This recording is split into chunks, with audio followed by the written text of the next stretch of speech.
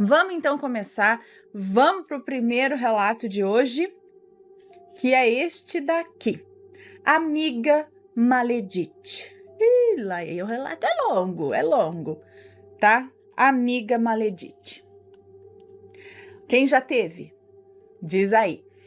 Olá, Ana e assombrados, tudo bem? Já peço perdão por escrever este livro bem longo. Prepara a pipoca. Me chamo Fulana, mas pode me chamar de Fulana. Acompanho o seu canal desde quando você trocava a voz para dizer que era o personagem da história falando. Sei.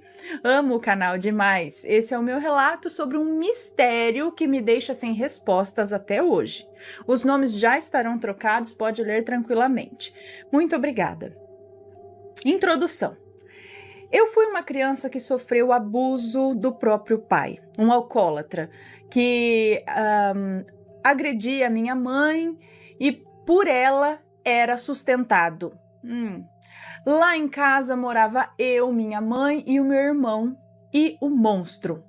Vivíamos um inferno dentro de casa. Eu não me lembro quando começaram os abusos, só me recordo que aos 14 anos eu joguei uma televisão em cima dele e falei que nunca mais ele ia chegar perto de mim. Isso aí. A minha mãe só pensava no trabalho. Ela trabalhava demais e, é claro, ela não sabia de nada. Tive coragem de contar a ela apenas aos 27 anos e ela ficou se culpando. Mas eu não a culpo, pois não foi ela quem fez mal para mim, foi o monstro. E ele também a agredia. Enfim, não posso dar muitos detalhes, senão vira proibidão. Meu irmão ficou com depressão, ele via vultos em casa, levantava à noite e saía andando pela casa. Era muito assustador, pois eu tinha 9 anos e ele falava que tinha alguém atrás de mim. Hoje eu sei que era coisa ruim mesmo que acompanhava o meu pai, pois quando ele foi embora tudo melhorou. Minha mãe ficou casada com ele por 15 anos. E detalhe,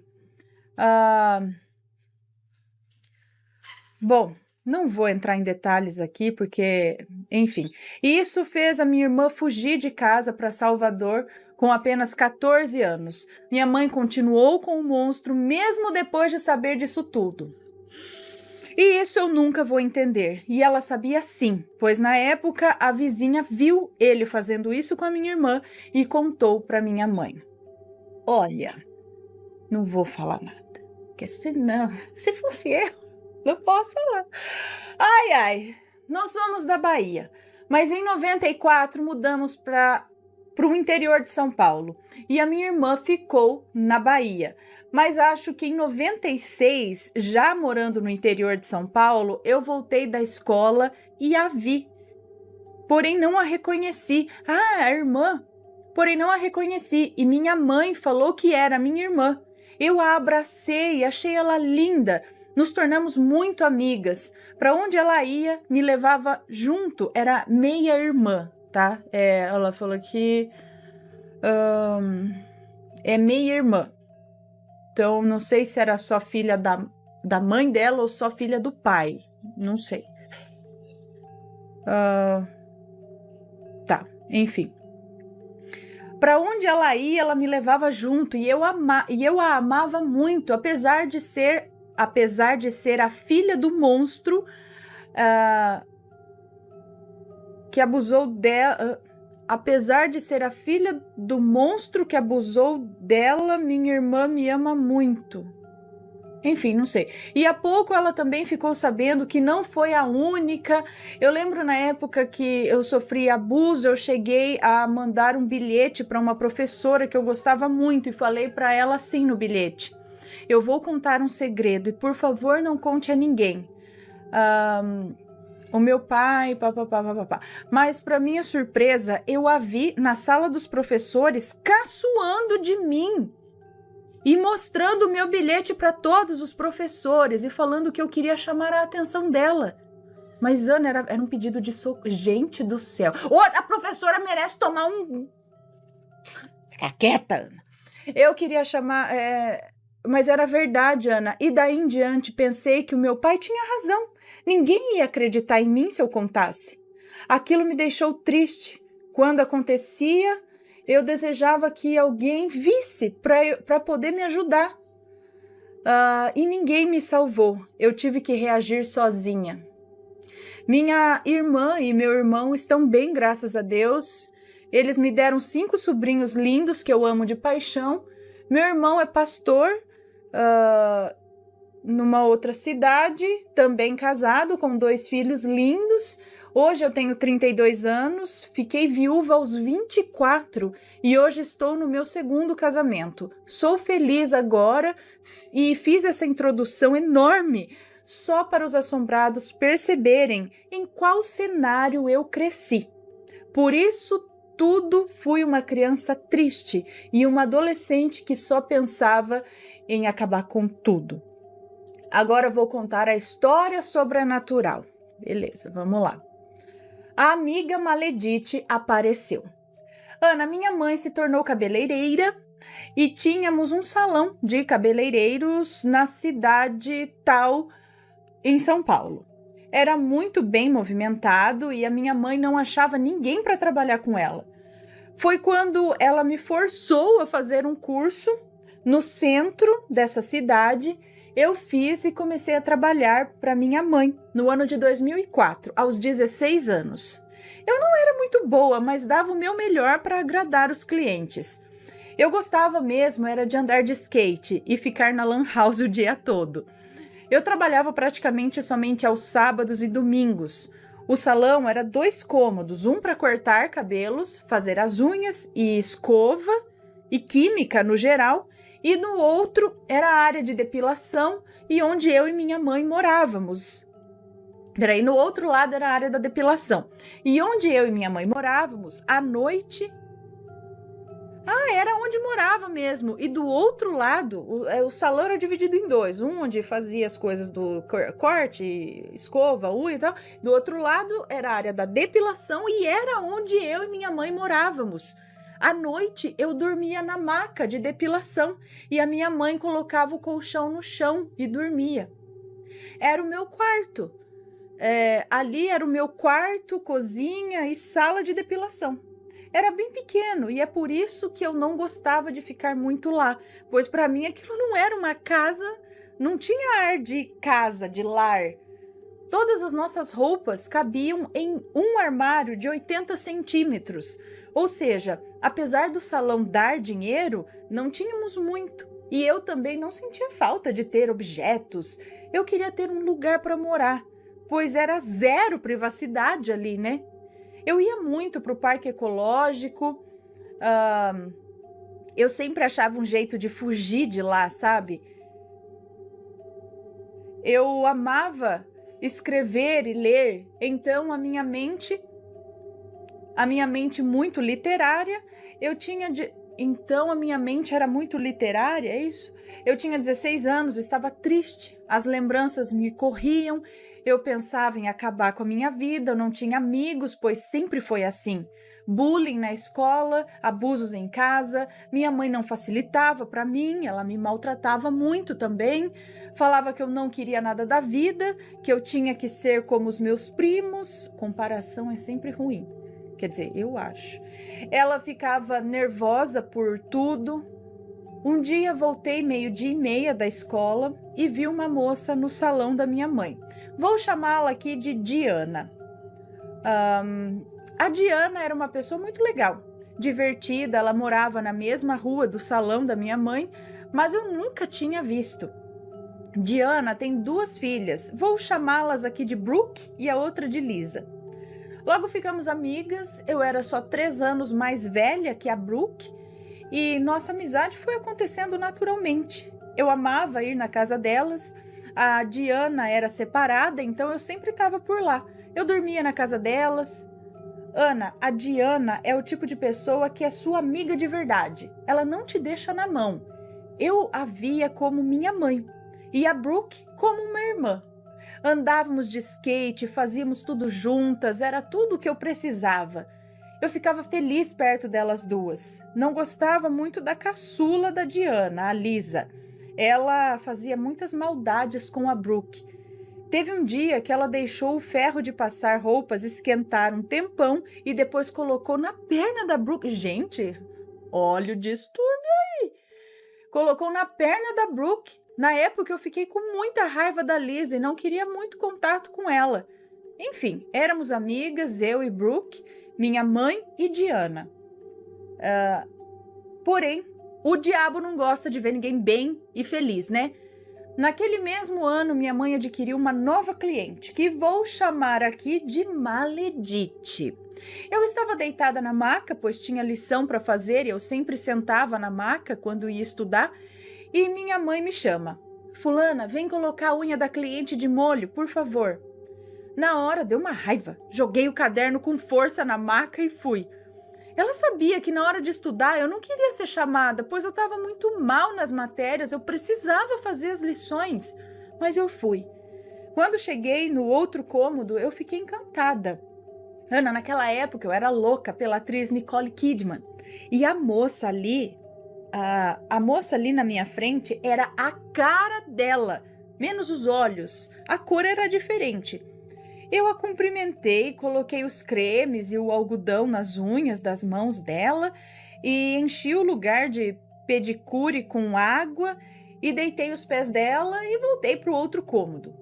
Ela fez a unha da mão e do pé e foi embora. E eu fiquei pensando nela depois, sabe? Nossa, é a Nicole Kidman da minha cidade. No sábado, ela voltou e pediu para minha mãe fazer a unha dela.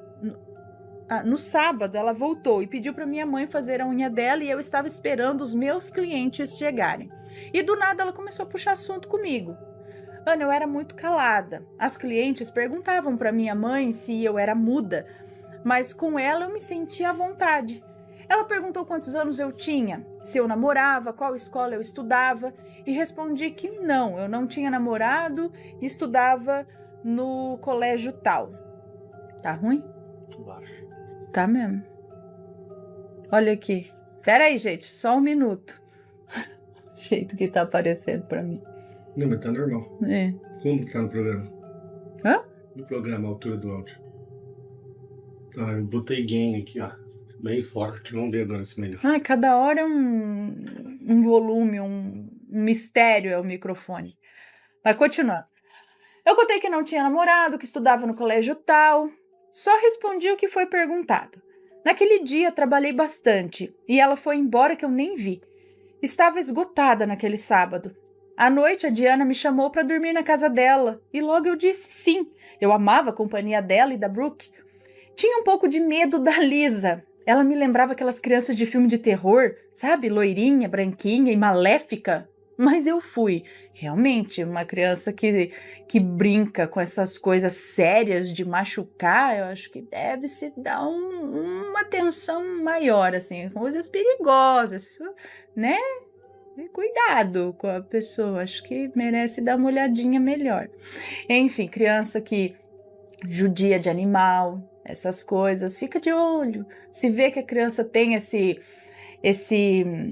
gosto em ver esse tipo de judiação, ou com pessoa, com amiguinho, ou com animal, acho que vale a pena levar no psicólogo, alguma coisa assim, vendo desde cedo se tá tudo normal, né? Bom, continuando. Nós brincávamos e assistíamos filmes de comédia até pegar no sono. Da casa da Diana até o salão, eu acho, andando, dava 2 minutos. E no domingo eu acordei cedo e fui para o salão casa. Chegando perto, logo vi o carro da Maledite na frente. Eu me senti estranha. Eu fiquei feliz.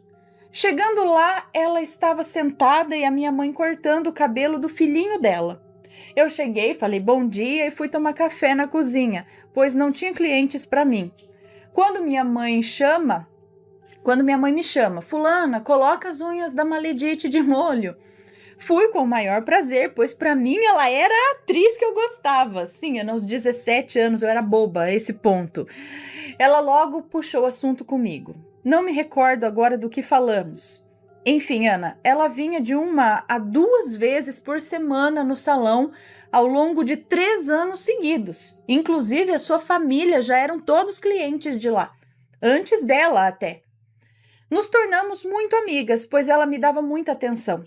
Ela começou a me chamar para ir almoçar em sua casa praticamente todos os domingos. Ela me levava para o shopping quando ia passear com o filhinho dela. Até compras de mercado ela me levava. Consultas médicas, nós nos tornamos como irmãs. Eu deixei a Diana um pouco de lado e me apeguei mais a Maledite. Para mim.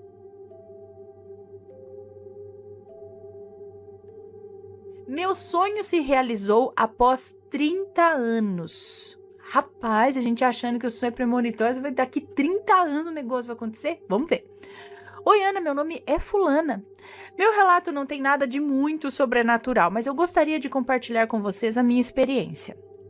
Eu tinha 10 anos e estava brincando com as minhas amiguinhas na rua, quando de repente parou um carro, desceu um rapaz, moreno, claro, alto, forte, olhos verdes, marcantes, um verdadeiro deus grego, para perguntar se conhecíamos o Beltrano. Respondemos que sim, que era ali mesmo. E eu, com apenas 10 anos, pensei, gente, eu vou me casar e ter filhos com esse rapaz, que eu vou chamar aqui de Alecrim. Pois bem, ele começou a frequentar a casa desse Beltrano aí. E após 4 anos, eu estava passando na rua, ou seja, agora ela tinha 14 anos, né? Eu estava passando na rua, ele me chamou e disse, oi, tudo bem?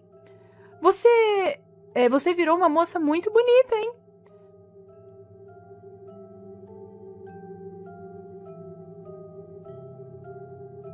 Bom, 4 anos depois, tinha 14 anos, é que complica, né? Enfim... Ana do céu, eu fiquei assim,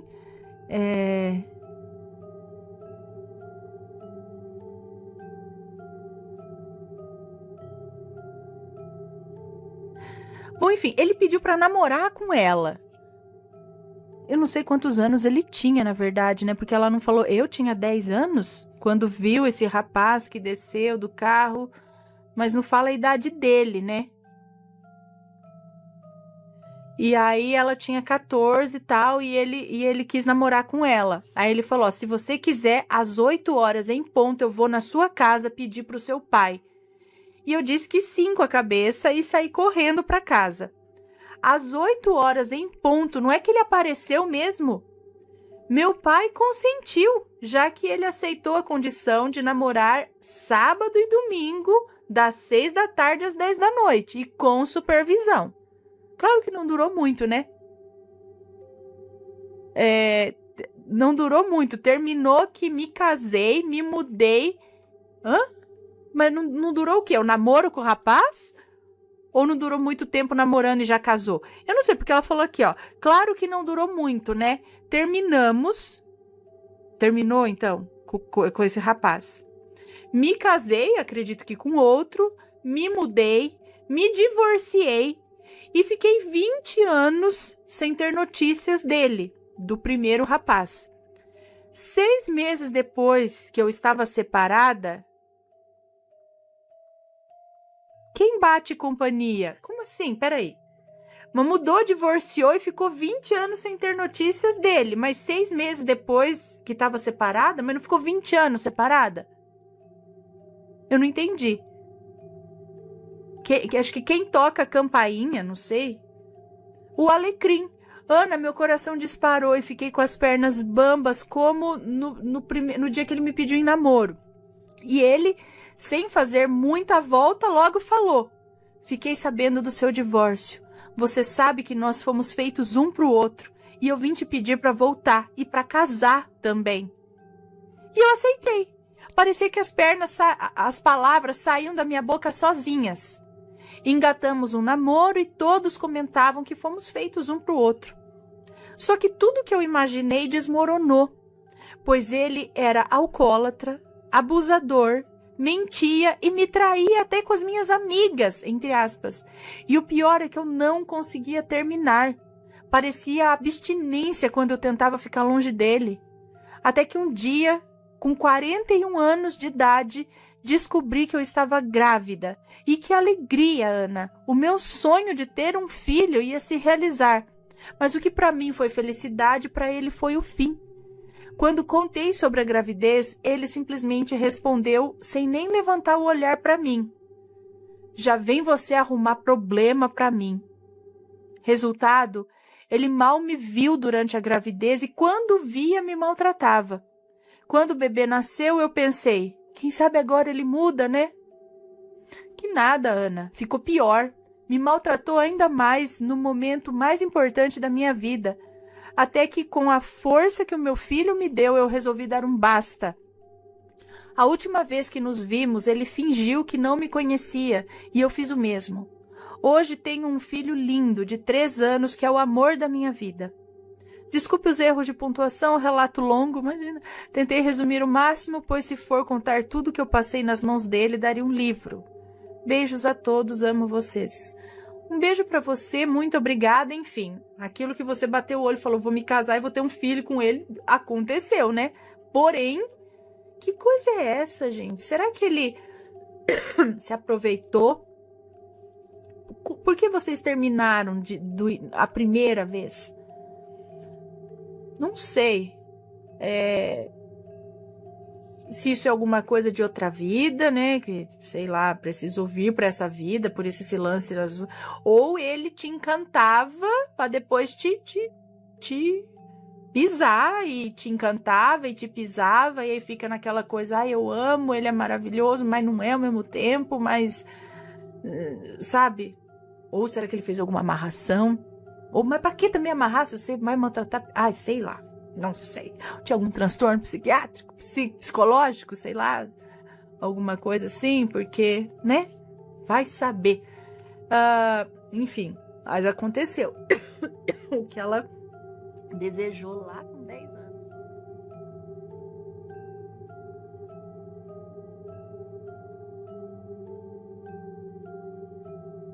Pessoal, não se esqueçam, se gostam do canal, se curtem os relatos, já vai lá e deixa o seu like no vídeo. Beleza, Creuza? Beleza, Creuza? Deixa eu tomar água aqui pra gente contar mais um relato.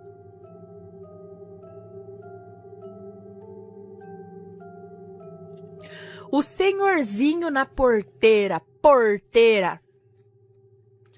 Olá, Ana, Matheus e assombrados. Estou assistindo os relatos e me lembrando de um relato que o meu pai me contou numa tarde de domingo após o almoço. Cá estou eu para mais um relato. Cá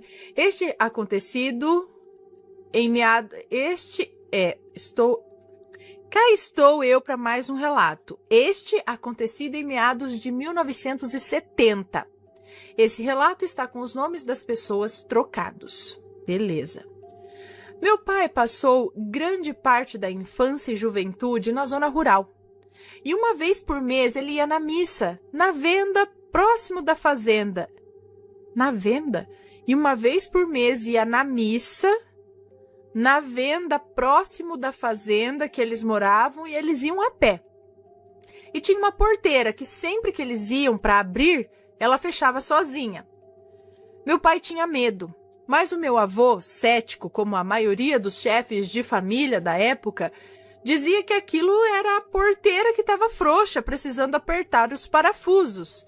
É o que eu também imaginei. Porque eu já vi porteira assim, que tipo, você só abre ela, solta, ela bate sozinha, sabe? Ou o contrário, você só solta ela e ela abre sozinha, dependendo talvez da caída, não sei do que. Bom, então ele falou que aquilo era ela estava frouxa, precisando apertar os parafusos. Mas meu pai ficava sempre apreensivo com aquela porteira. Uma noite em específico, voltavam da missa o meu pai, a minha avó e o meu avô. Meus 4 tios e um senhorzinho. Meu pai foi o último da família a fechar a porteira, mas o senhorzinho impediu ele. O senhorzinho disse, pode deixar que eu feche a porteira, porque você tá ficando para trás. E o meu pai foi seguindo mais ou menos a meio metro. Não, e o meu pai foi seguindo mais ou menos meio, ou ele andou acho que mais ou menos meio metro. Quando ele olhou para trás, não tinha nenhum senhorzinho na porteira, não havia ninguém ali. Sabe aquela sensação estranha de quando te acontece algo sobrenatural e você fica tentando achar alguma coisa que explique, alguma lógica, sabe? Pois é, foi tal qual aconteceu com meu pai. E ele foi tirar satisfação com meu avô. Ei, vocês conhecem o senhorzinho que voltou com a gente da missa? Ele mora aqui por perto? E meus avós responderam: fulano, não vou... tá trocado os nomes, né? Edson, não voltou nenhum senhorzinho da missa com a gente, não. E segundo meu pai, até hoje ele não sabe explicar quem foi aquele senhorzinho que fechou a porteira. Tem quem diga que aquele senhor é uma alma penada que habita aquelas matas. Tem quem diga que é o preto velho. Mas o meu pai mesmo até hoje não sabe dizer quem foi. E aí, Ana, você acha que tem alguma ligação esse senhorzinho ter fechado justamente a porteira que fechava sozinha? E como explicar ele sumir num prazo de segundos? Espero que vocês tenham gostado do relato do meu pai. Um grande abraço. Um grande beijo para você, muito obrigada. Sim, muito legal. Então, o seu pai já sentia algo ali na porteira. Não era assim, ela fechava sozinha, mas ele sentia de alguma coisa. E coincidência, gente, ele passar esse senhor aí e falar: não, pode seguir, deixa que eu fecho, né? Você vai ficar para trás e tal. Vai ver que é um espírito que tem como missão ali, pelo menos na cabeça do espírito, de fechar as porteiras, fechar essa porteira. Vai saber. Não sei se é alguma entidade da mata, alguma coisa assim, ou mesmo um espírito que vai saber o que aconteceu, vai saber por que ficou ali preso, sei lá, talvez, ou tá ali naquela porteira com a missão de fechar, manter fechada. Não sei. Mas parece que tem uma ligação, sim, aí entre esse senhorzinho que sumiu, ou ele falou que andou meio metro só, alguns passinhos e olhou para trás, não tinha mais nada, né? Estranho com essa porteira. Então vai ver que essa porteira não fecha sozinho, é ele que sempre tá lá fechando a porteira, né?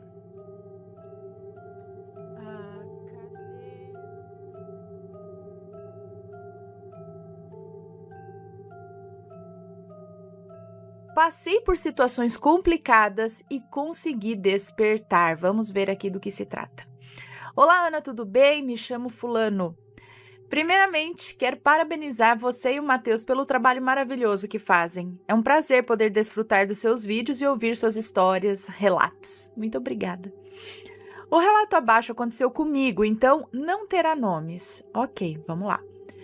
O que tenho para contar não é nada tão assombroso. Pelo contrário, foi uma experiência até muito boa e que mudou a minha vida. O ocorrido foi em 2018. Eu moro em uma cidade do interior de São Paulo, onde trabalho em uma fábrica que fica numa cidade vizinha. Eu comecei a trabalhar nessa empresa em 2018.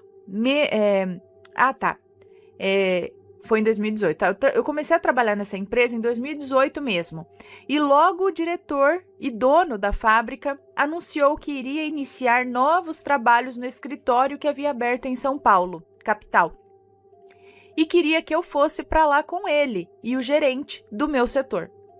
Sem muita opção, pois era um bom trabalho e eu ainda era muito novo para negar, acabei aceitando.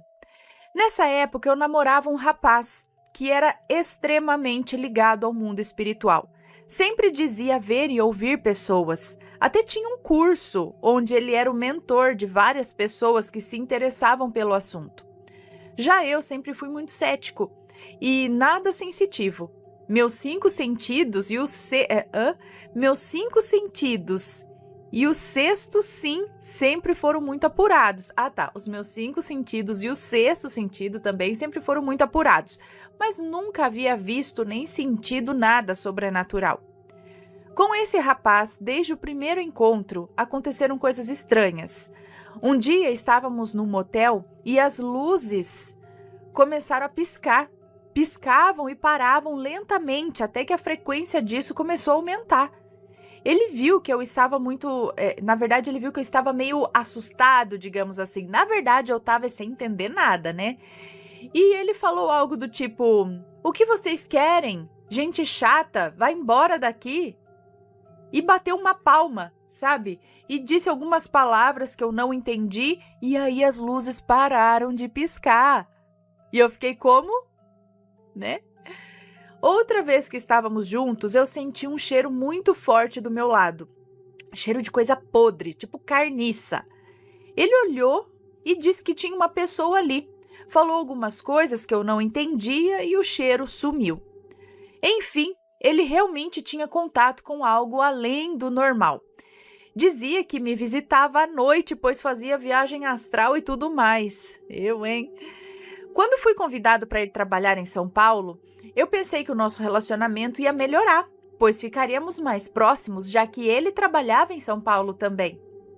Quando me mudei, foi bem difícil e ele me deu muita força. Comprou várias coisas para o apartamento novo, me ensinou a fazer coisas que eu ainda não sabia, pois ele era bem mais experiente do que eu. Tava tudo bem entre a gente. Para mim foi uma barra ficar longe dos amigos, da família e estar num lugar tão grande, cheio de gente e que ao mesmo tempo é pequeno e vazio para quem não queria estar lá. Depois de 1 ou 2 meses, as coisas começaram a ficar difíceis mesmo. A saudade da roça, digamos assim, apertava. A família e os amigos faziam muita falta e o namoro estava difícil porque mal nos víamos. Já que mesmo estando na mesma cidade, ele não fazia questão nenhuma de nos vermos. Em um dos finais de semana, desconfiei que algo estava errado entre nós. Não estava legal. Meu sexto sentido sempre apontou algo e eu sempre pensei que podia ser coisa da minha cabeça. Mas naquele final de semana, não. Eu tinha certeza que algo estava errado. Eu então, com a minha profissão oculta de detetive, brincadeira, tá, gente? Mas eu fui atrás das coisas e descobri tudo. Eu não vou entrar em detalhes, mas ele se relacionava com outras pessoas, no plural, há meses. Praticamente desde o começo do namoro. Ana, isso foi o ápice do desmoronamento. Eu fiquei péssimo, eu desejava tudo de ruim para ele. O ódio tomou conta do meu coração e eu fiquei assim por vários dias. O gerente do meu setor acabou saindo da empresa e as coisas vieram para cima de mim, mesmo sem ter a experiência necessária. E eu estava assim no meu limite, eu não tinha com quem desabafar, eu não tinha família nem amigos para compartilhar os meus problemas e por mais que eu falasse por telefone com a minha mãe, que me deu muita força nesse momento, não era o suficiente. Com o passar do tempo e me afundando cada vez mais, eu aceitei que já era hora de desistir. Que havia chegado no fundo do poço era o limite. Cada dia pensava em uma forma de como fazer isso, mas algo não deixava com que eu fizesse. Eu morava sozinho no 9º andar de um prédio e ficava todo dia olhando pela janela, tentando decidir se eu deveria finalizar tudo ou não. Foi então que tudo mudou nesse certo dia, que eu não me lembro a data exata, sabe? Eu estava voltando do trabalho, moído, cansado, com dor no corpo e na alma de tão cansado, de tudo que estava acontecendo, e principalmente pelo ódio que eu sentia do meu ex, que ainda tomava o meu coração, aquele ódio. Eu estava no trem, em pé, com o braço direito segurando naquela barra que fica em cima, sabe? De frente para a janela e com a cabeça encostada no braço. E eu comecei a pensar em tudo o que estava acontecendo. Como seria se acabasse com tudo? Como ficaria a minha família, os meus amigos? Ou como seria se eu continuasse? O que seria dali para frente? De repente eu senti o meu corpo ficar leve. Me senti como se não tivesse mais corpo. Eu senti como se estivesse saindo dali. Eu vi o meu corpo ali parado exatamente na posição que eu estava. E eu fui subindo. Eu vi o trem de cima. Eu vi a linha do trem, eu vi a cidade, vi o estado e continuava subindo. Vi o nosso planeta Terra. Eu vi as estrelas e em questão de segundos eu vi tudo. Tanta coisa. Minha vida desde criança. Tudo o que havia acontecido até aquele dia, em milésimos de segundos. E depois eu comecei a ver coisas que ainda nem aconteceram. Eu vi pessoas que eu nunca tinha visto antes. Era como se algo me mostrasse tudo o que eu fui e tudo o que eu ainda seria. Foi incrível. Logo depois disso, senti um choque, como se o meu corpo tivesse levado um tranco quando eu voltei para ele. E naquele momento eu senti algo físico saindo do meu peito, do lado esquerdo. Eu senti fisicamente, como se algo estivesse puxando tudo que estava lá. Minhas mágoas, meus medos, minha raiva, o meu ódio e todos os sentimentos ruins estavam sendo arrancados. E quando tudo saiu, eu me senti leve. Eu senti um alívio. Senti uma paz muito grande, como se nada mais pudesse me abalar. Alguns dias depois, o meu ex me mandou mensagem perguntando como eu estava e eu contei para ele o que aconteceu. Então ele escreveu o seguinte: minha missão está cumprida, eu espero que você continue bem. Um detalhe é que durante a discussão que tivemos, quando eu descobri as traições, ele disse o seguinte: eu sentia que precisava te ajudar e precisava ficar perto de você. Eu não sabia como, mas eu precisava te ajudar. Ana, desse dia pra cá, a minha vida mudou completamente. Eu sou outra pessoa. Eu sinto como se a partir desse dia eu tivesse renascido e agora sim eu estou vivendo. Hoje eu posso ser melhor para mim e para quem vive próximo a mim. Peço desculpas se o relato ficou longo, mas eu precisava entrar em detalhes para que entendessem o contexto. Hoje eu não sinto mais nada de ruim pelo meu ex. Até sou grato a ele, pois acredito que passei por tudo isso, ou na verdade passei por tudo aquilo, para conseguir despertar, e ele foi ferramenta do universo para que isso acontecesse. Um forte abraço para todos os assombrados e um beijo no seu coração. Obrigado por ler o meu relato. Um beijo para você, muito obrigada. Então, através dessas coisas que pareciam muito ruins, na verdade, foi uma ajuda para você, para despertar, para mudar de vida. Que interessante. Seria esse caso onde a gente diz que Deus escreve certo por linhas tortas? Bem interessante.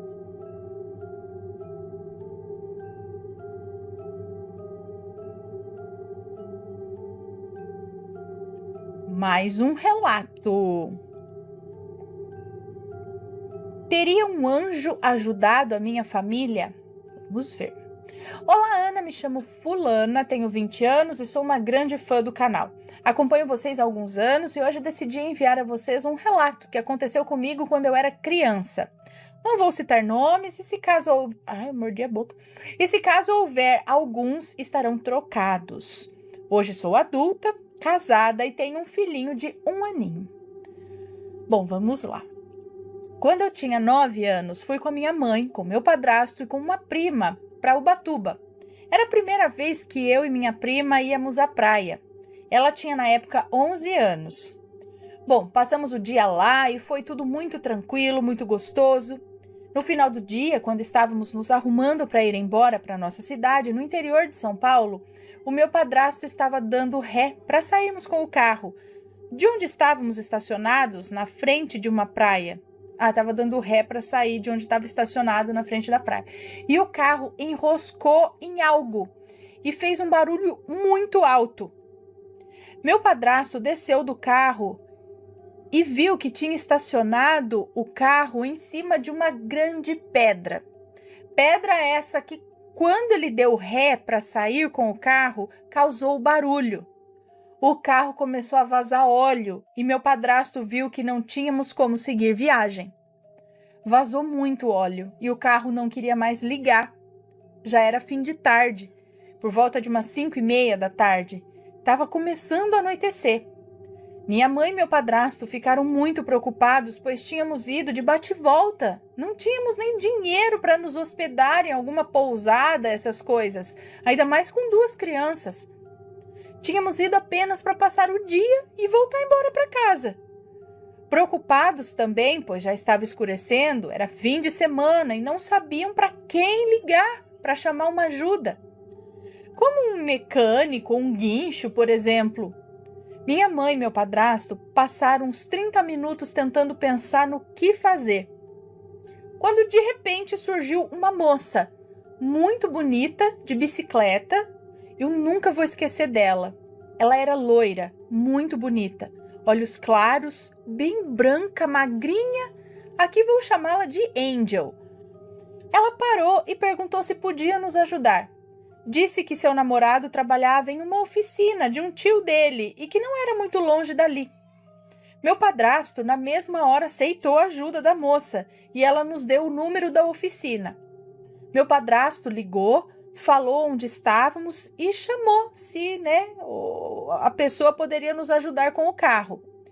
Esse namorado dela ligou para um guincho e o guincho levou o carro até a oficina, onde o rapaz trabalhava. Fomos eu e meu padrasto com o motorista na cabine do guincho e minha mãe e minha prima dentro do carro, com o carro sendo guinchado. A moça se despediu de nós e eu me sentia tão grata por ela ter nos ajudado. Eu fiquei olhando ela pedalar, descendo uma ladeira, numa rua reta, enquanto nós íamos pelo mesmo caminho. E aí eu fui olhando para ela e acenando, dando tchau. Era uma rua grande e reta, não tinha para onde ela virar com a bicicleta, sabe? Quando de repente ela sumiu. Sim, Ana, ela sumiu. Do nada, sem mais nem menos.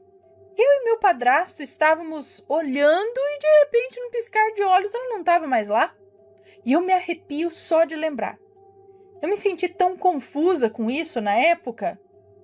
Bem, depois de alguns minutos, chegamos à oficina e meu padrasto comentou com o mecânico sobre a moça que nos ajudou, que era a namorada de um rapaz que trabalhava lá. E devia ser o seu sobrinho, né? O homem franziu a testa e chamou o sobrinho. E o moço nos disse que devia ser algum engano, que só ele que trabalhava ali, com o seu tio. E ele não namorava, e não conhecia ninguém chamada Angel. Brincou ainda falando que devia ser algum anjo que veio nos ajudar. E riu. E bom, eu realmente acredito que deve ter sido. Ela surgiu do nada e sumiu do nada também, após nos ajudar. Eu não sei explicar o que ela era. Eu acredito que era mesmo um anjo. Bom, esse acontecimento me marcou muito. Espero que leia o relato. Fiquem com Deus. Um beijo para você. Muito obrigada. Então, é muito interessante como essas coisas acontecem, né? Como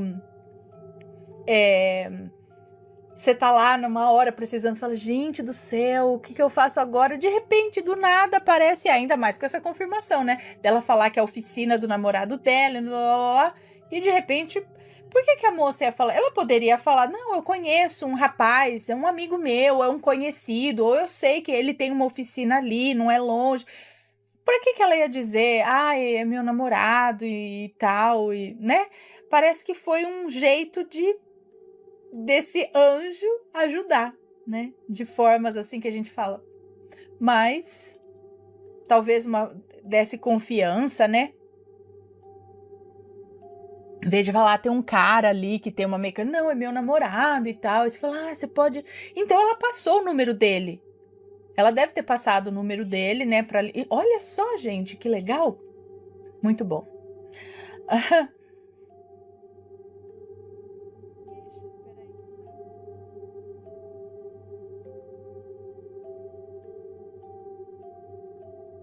O aviso. Não vai ser. Eu vou pular. Sabe por quê? Eu vou para outro. Vou deixar o aviso para outro dia. Sabe por quê? Olha o outro relato que tem aqui, ó. A televisão que ligava sozinha às 3 da manhã. 3 da manhã de novo, gente. Prestem atenção às 3 da manhã aí, né? Eu também vou prestar atenção.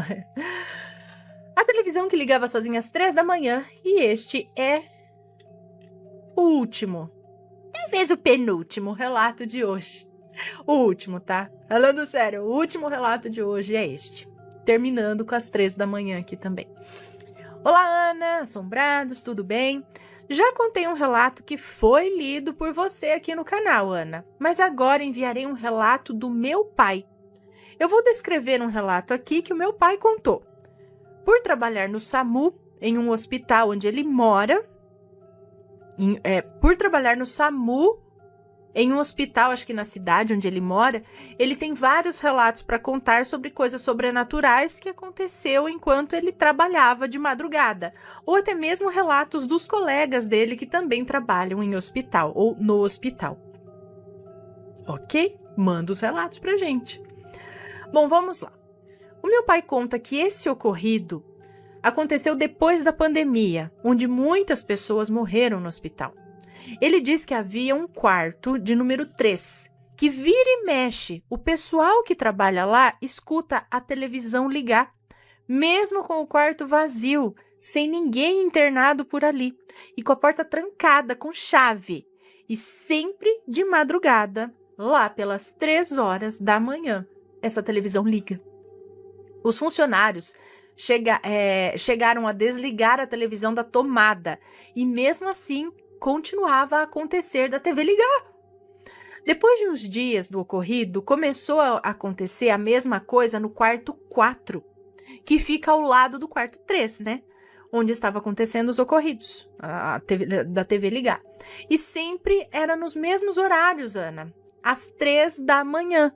Sem nenhuma explicação, a TV simplesmente ligava sozinha. Inclusive, chegou a ligar fora da tomada. Meu pai diz que o pessoal que trabalha lá sempre fica com medo desses ocorridos sobrenaturais. Mas ele acredita que possa ser alguma alma que ficou por ali, querendo chamar atenção, ou mesmo para colocar medo em todo mundo. Ou nem tenha percebido ainda que tenha falecido e ainda quer assistir TV naquele horário, não sei. E você, Ana e Assombrados, o que acha? Acabei de dizer. Será um espírito que morreu por ali? Bom, como dito acima, o meu pai trabalha como socorrista no SAMU de uma cidade pequena. E ele tem várias outras histórias sobre o hospital. O relato é curto e direto, sem muitos detalhes, mas foi como ele me contou. Então resolvi escrever para compartilhar essa história com vocês. Logo enviarei mais relatos. Beijos, Ana e Assombrados. Beijo para você, muito obrigada. Que hospital será esse? Então, eu acredito que o hospital deve ter muita atividade, né? Se pegar o pessoal aí, principalmente os que têm talvez uma sensibilidade maior, às vezes nem precisa, tem alguma história. Porque é um local que as pessoas vão geralmente porque estão mal, né? Não estão ali vibrando muita alegria, porque quando a gente tá mal, a gente tá ali por algum motivo assim que, né, tá. Então, apreensão, medo, dor, e fora os falecimentos que ocorrem. Então, eu acho que não é anormal ter atividade nesses locais. Agora, TV ligando às 3 da manhã, realmente pode ser algum espírito que tá por lá que às vezes nem se tocou, que já foi para o outro plano, ou que sabe, mas quer, sei lá, quer assistir televisão, quer ligar a TV, deixa ligada, não, faz uma oração, fala, olha, não, né, você não pertence mais a este lado, siga para o lado de lá, siga a luz.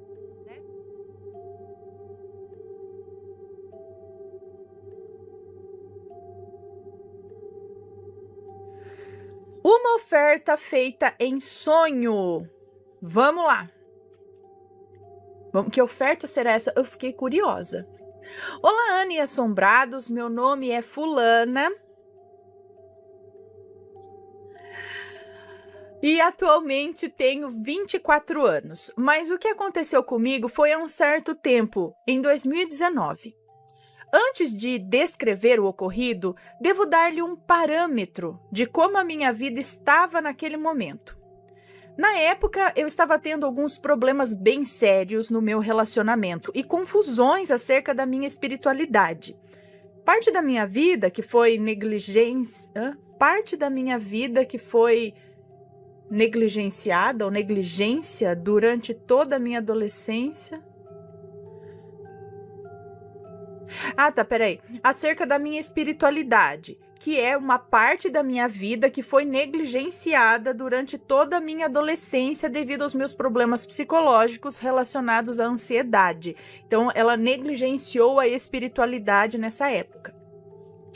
Bom, eu estava prestes a ter um colapso. Resumindo, eu estava bem fragilizada espiritualmente. Eu que tô doida agora. Por mais que eu venha de uma família evangélica, tanto por parte de pai quanto por parte de mãe, na família da minha mãe, o tema mediunidade sempre esteve presente, apesar de permanecer nas entrelinhas. Eu vou explicar. Minha avó materna é claramente uma médium, do tipo que vê as entidades, os espíritos, os demônios. Na igreja, ela expulsava, exorcizava essas coisas daqueles que estavam possuídos ou com encostos. Ela sempre foi uma mulher de muita fé e nunca teve medo de ameaças, fossem sobrenaturais ou de pessoas de carne e osso. É uma mulher muito sofrida, mas também muito forte. A minha mãe puxou um pouco dessa mediunidade, mas diferente da minha avó, os dons dela são mais subjetivos. Ela tem sonhos premonitórios e uma intuição de outro mundo, do tipo de conseguir ver a essência da pessoa apenas conversando por alguns minutos. Além de, assim como a minha avó, possuir uma fé imensa. Vendo essa linhagem, pode-se dizer que talvez eu tenha puxado um pouco disso delas. Só sei que desde pequena eu sempre fui apaixonada por temas sobrenaturais, principalmente vampiros, lobisomens e bruxas. Já cogitei em me iniciar na Wicca, mas o meu verdadeiro chamado foi o protestantismo.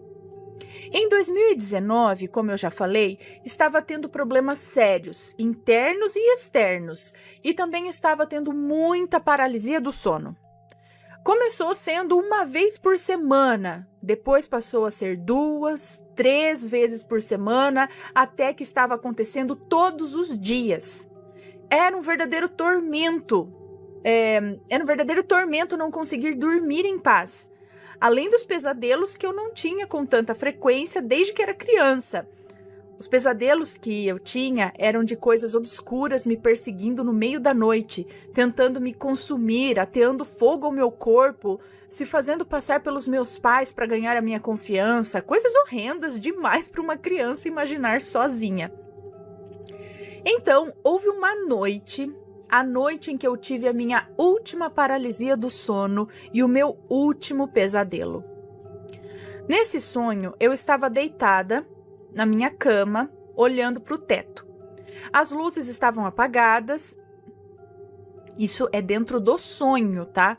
Nesse sonho, eu estava deitada na minha cama, olhando para o teto. As luzes estavam apagadas e a única luminosidade era a da rua.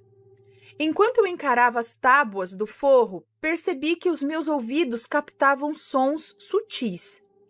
Eu fechava os olhos e me concentrava naqueles sons, e algo inusitado acontecia. A minha consciência saía de mim e avançava até achar a origem do som, como um fantasma muito veloz. Eu via um casal fazendo amor, eu via tudo em detalhes. Não era uma projeção astral, disso eu sei. Era como se eu estivesse assistindo a uma televisão e estivesse mudando de canal. Eu notava mais sons e continuava indo e indo. Eu estava fascinada com aquilo. Eu devo ter feito isso durante horas. Era tão lúcido, tão real. Eu nunca tinha visto aquelas pessoas antes, mas eu sabia que eram pessoas reais. Testei ao máximo os meus limites e eles pareciam infinitos. Até que algo muito estranho e sem sentido aconteceu. Algo que até hoje eu não sei explicar e que talvez alguém que conheça melhor o mundo espiritual possa esclarecer com propriedade. De tanto avançar, cheguei num lugar bonito e iluminado, mas a luz não refletia direito no chão, no teto e nem nas paredes. Tudo estava revestido de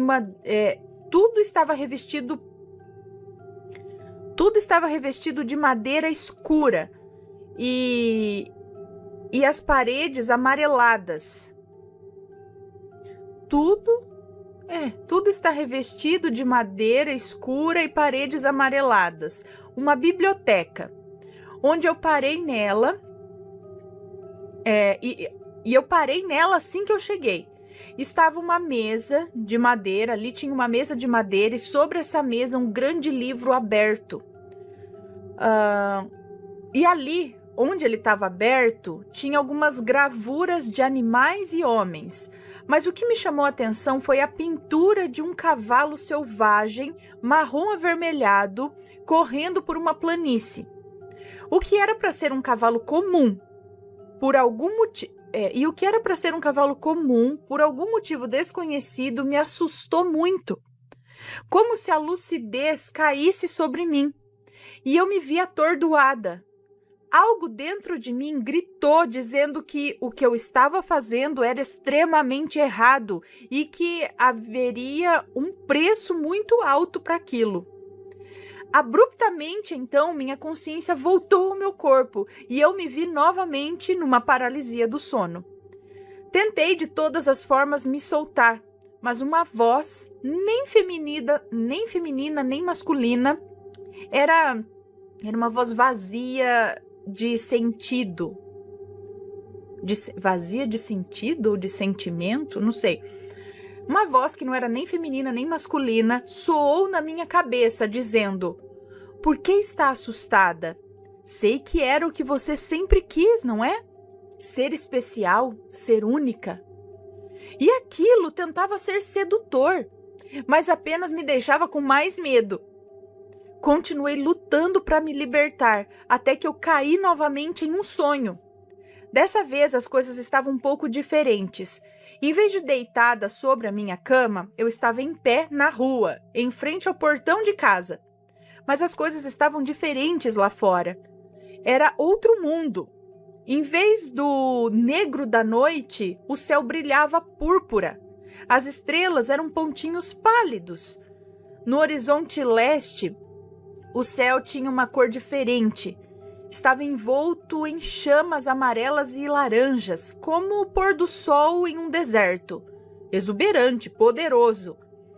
Às minhas costas, no portão, estava uma gravura, um círculo grande branco e nele, marcando a fachada da casa, um olho, semelhante ao olho de Órion. Olho de Órion? Não o olho de Horus. Perguntei para a voz em minha cabeça sobre o que aquilo se tratava, né? O que era aquilo? E ela respondeu: "Se você deixar isso aí, será o sinal de nosso trato." Mais uma vez, algo dentro de mim gritou que aquilo era errado, que um ser humano jamais deveria saber fazer aquilo que eu tinha feito, que era grotesco e que eu estaria me condenando. Não pensei duas vezes e arranquei aquela marca dali e, como num passe de mágica, eu acordei. Passei horas sem poder dormir. Eu tinha medo de fechar os olhos de novo e aquilo vir me tentar mais uma vez. Me tremi, segurei o choro até conseguir relaxar e descansar. Desde então, nunca mais tive pesadelos nem paralisias. Tive, no máximo, um único sonho premonitório e só isso. Bom, meu relato pode até parecer bobo, mas eu creio que talvez eu tenha fechado alguma porta quando tomei aquela decisão de não aceitar a oferta. Porém, não conheço como é ser um médium na prática. Talvez tenha sido apenas a minha imaginação. Muito obrigada por ler o meu relato, amo o conteúdo de vocês, tchau! Um beijo para você, muito obrigada. O que será? Eu já estava pensando nos registros akáshicos, alguma coisa assim, mas aquilo estava querendo que ela aceitasse realmente alguma coisa, acessar esses locais, aquilo te daria o poder de ir a fundo no astral, digamos assim, porém, você sentia que isso ia ter um preço alto. É isso? Pode ser, não sei. né? Hein? Melhor se você sentiu algo ruim ali, melhor deixar pra lá, né? Deixa pra Está gostando dos relatos no Reverso Assombrado? Então não se esqueça de deixar o seu like. E é claro, se ainda não for inscrito, se inscreva.